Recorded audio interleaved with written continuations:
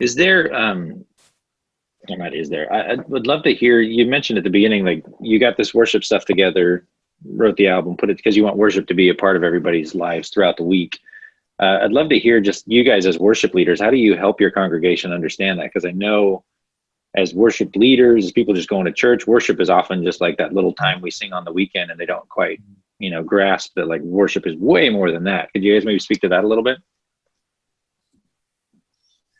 Yeah, I mean, I feel like we got a really cool free gift from the Lord this last like COVID season of getting to really like infiltrate people's living rooms and gym time, and people weren't really driving anywhere, so they were just at home, and we'd upload something to YouTube and we're suddenly in their kitchen, so I felt like, and I think this is true for most of the church world, especially worship leaders. But I feel like we got to observe the world kind of take a break.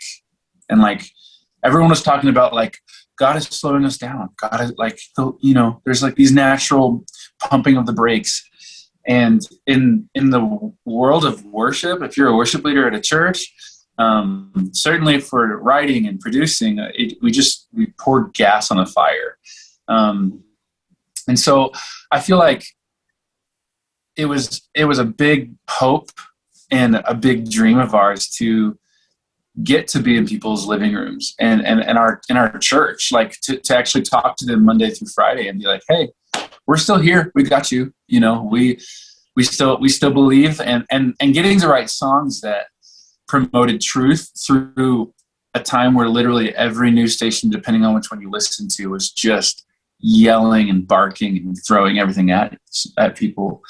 I felt like it was an extreme privilege to write songs that was not only truth, but also with the purpose of taking the attention off of the world and putting it straight up to Jesus, Yeah. That was the hope. And it turned out that I think for our family, for our church, certainly for me and for our team, I think that this record will be an altar that we get to go back and be like, dude, what an honor it was. What an honor to like honestly get to give people anthems to sing at home with a cup of coffee and their kiddos. It was really cool. Tyler, do you have anything to add to that?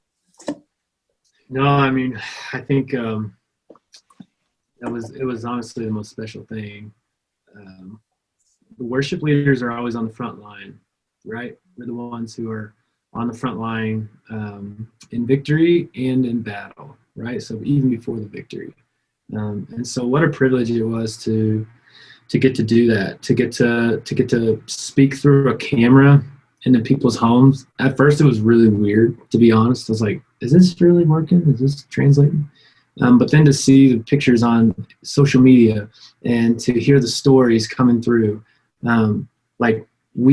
the church finally became the church, in some ways, in some regards. Like, church isn't on Sunday. We are the church, right? And so now all of a sudden it's like we got to be a part of this bigger thing, and then be a part of it, but from your home and from your car and from your office and from your closet, because your 5-year-old will not leave you alone.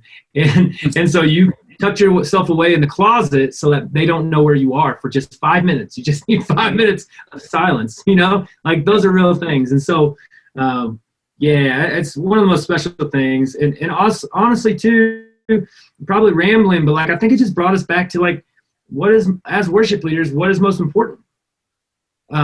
We have a lot of worship leaders on our team, and we have quality, talented, anointed writers and leaders and worship leaders, singers. Any one of them could go be the guy or the girl at their own church, And so we're only human. We deal with some of those things sometimes, just like anybody else, those pressures of like, oh, I need to hit this standard. If I don't hit this standard, then like my pastor's going to feel these things, or this person's going to get that opportunity or whatever. 2020 brought about like, hey, you know what? It actually isn't about any of that. None of it. It's all about Jesus. If you don't got Jesus, this is for nothing, And so I think for our team, and for me in particular, me personally, it was just a great like reminder, man. Like, what am I doing? And why am I doing it? Oh, yes. I remember now. I remember. And that's giving me fuel to now take it into this next season.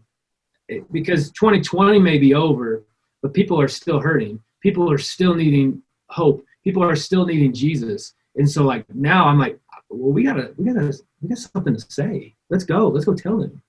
Yeah.